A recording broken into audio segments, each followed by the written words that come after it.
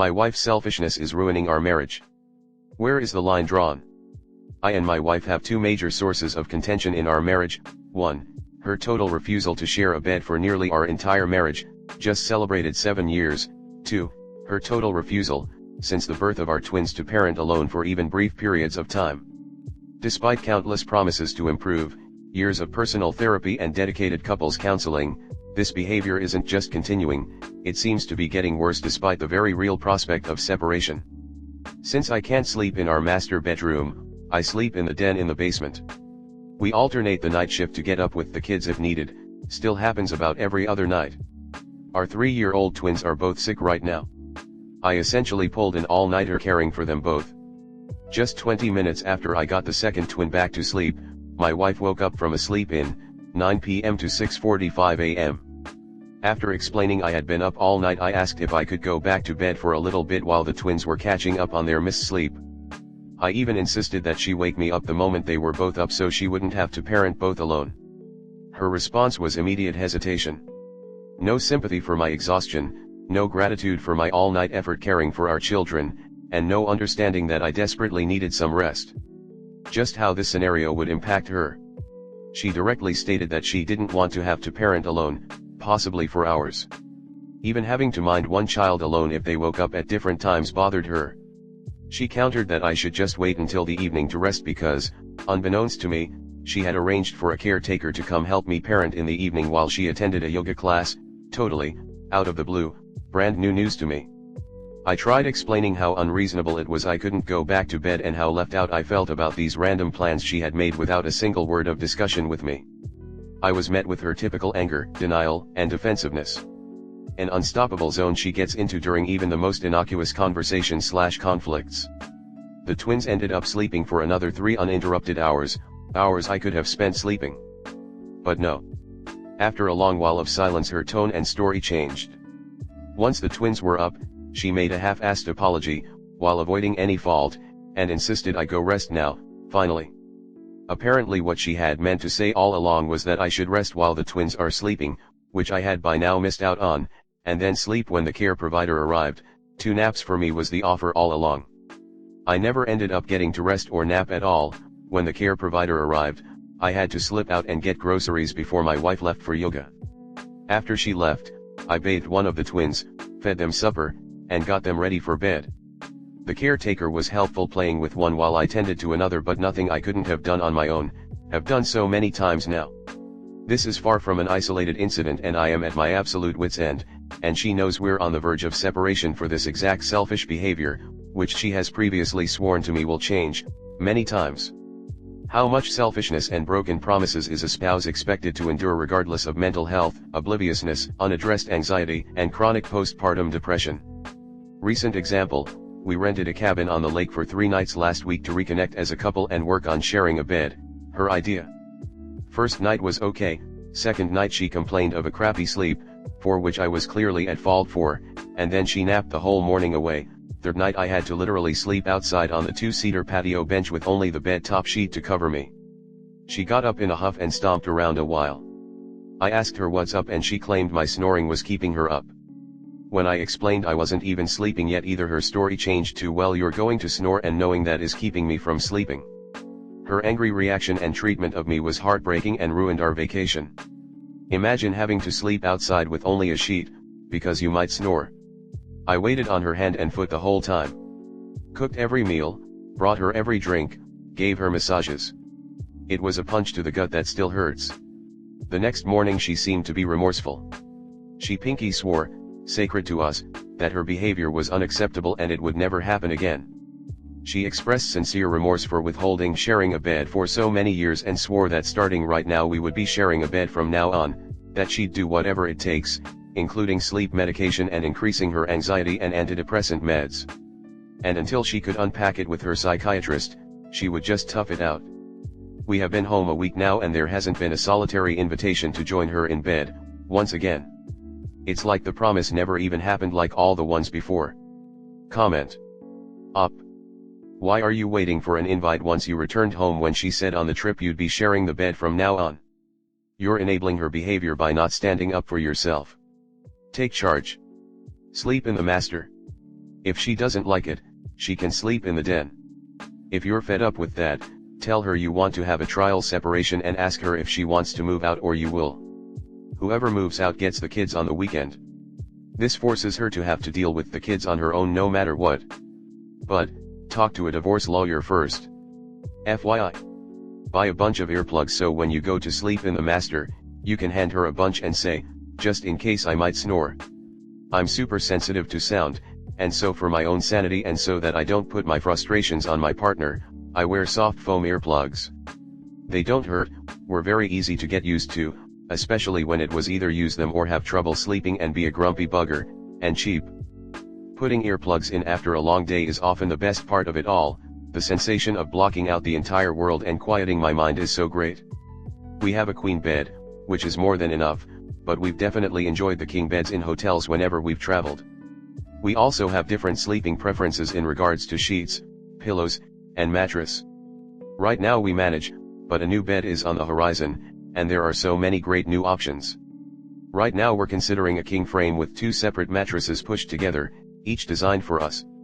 We'll still be in the same bed, which we like, but we won't be complaining about the bed itself anymore.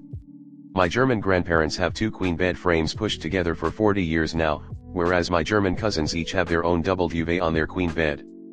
Put quite simply, sleep issues can be addressed so that everyone is happy. But some compromise is even better, because we're frickin' adults that need to suck it up sometimes. He hasn't told us the whole story. In his comment history he mentions them sleeping separately since pregnancy, 3 years ago. In his comment history it also shows him commenting on some explicit NSFW photos 3 years ago. He's also failed to mention in this post that one of his children is, in his words, severely autistic. If you read some of his comment history he's missed out an important factor here. His post history is honestly just sad and a little pathetic. You can see the marriage failing a little more with each post and comment. Shouldn't have had children but then, twins. They lose some of the extended family. One twin has, from one post, a rare genetic disorder. I'm sure their sex life died and he goes to NSFW Reddit. Resentment grows more and more. They should just get a divorce already. He was looking at NSFW stuff at the beginning of the pregnancy, which is when he claims she kicked him out of the bedroom. Makes me question if there is more of a reason why she kicked him out. And now struggling with mental health PPD and an autistic child, she's not coping in the best way possible. There are always 2 sides to the story, but his side seems to withhold important information in a post that just slams his wife. I mean, sure, we can talk about his questionable comment history and the fact that his child is potentially severely autistic. That might be important in another conversation, but that doesn't change when it comes to splitting work around the household and raising your children. Does that change the fact that his wife is pretty much living her life and acting like a bratty teenager who won't get up to do anything? Even if she's severely depressed, I've been there and I still had to get up and take care of my son as a single father. Hell, I'm still the one who does the majority of the work. Yeah, I don't see anything wrong with separate bedrooms. I am currently single but would totally suggest it with a partner if the need arose. I know from previous relationships that I can't sleep through snoring, and that I both toss and turn a lot and also talk on my sleep, which most men aren't bothered by, but a couple have been by one or the other. If everything else was wonderful, I can't see a reason not to just have separate bedrooms and sometimes have sleepovers in each other's rooms, or even go to sleep together. But if you get annoyed in the night, you can just move to your own bed. Obviously the way Op's wife is doing things is not how anyone would treat a partner they even like, let alone actually love. This marriage has some serious issues all around, but I'm not sure they're taking the right approach on the bedroom situation. There are so many better, nicer, more caring, not completely selfish, ways to handle an inability to sleep in the same bed and actually get to rest. Next story 2. How do I give my daughter the medical aid she needs, without destroying my daughter's relationship to her grandma, my Mill, who is against this medicine? I like my mother-in-law, she is a nice person. My husband is a working, intact family that is supporting each other. Something I have never known and which is the opposite of my broken abusive family. I will never, ever let my daughter near my own mother, so Mill is the only grandma she has and they love each other very much. The problem is that Mill and I are very very different.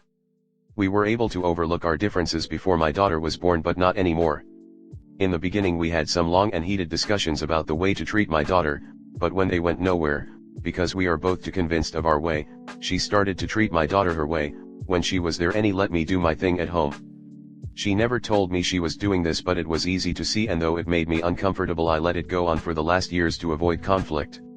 The main points of conflict include but are not limited to: she thinks all my daughter's clothes are too small, too plastic, and too colorful, and my daughter has a wardrobe of all organic, way too big clothes at her house. She is not allowed to wear her own clothes. Daughter is too small to mind ATM, but I see fights coming in the future. The grandparents are a mixture of vegan/vegetarian because of ethical reasons, and we just limit our meat consumption for climate.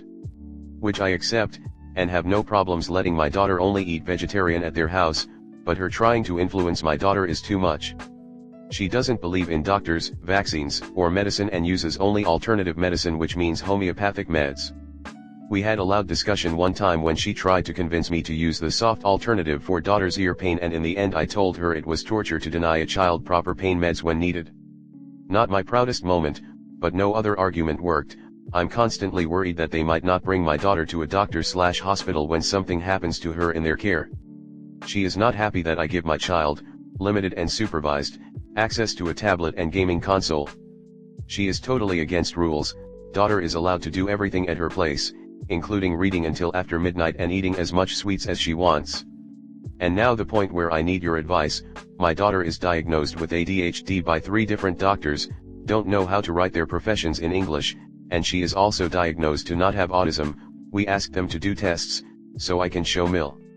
Mill is totally convinced my daughter has autism and not ADHD, against all doctors' tests, and begs me, tries to guilt trip me, tells me how much she is afraid for my daughter, and tries everything in the book to stop me from giving my child methylphenidate ADHD medicine.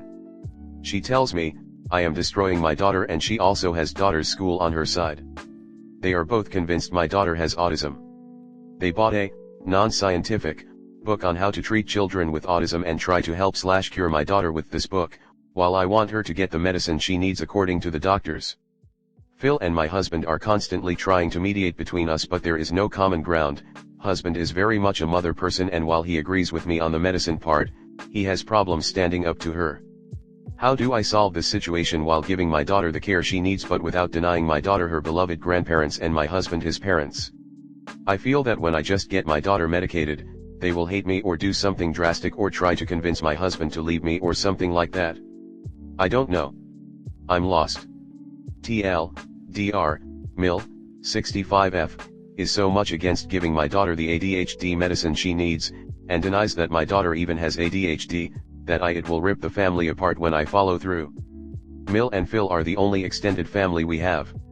How do I solve this situation? Edit: because many of you read it wrong, I'm not asking if I should give my daughter the meds. I absolutely will.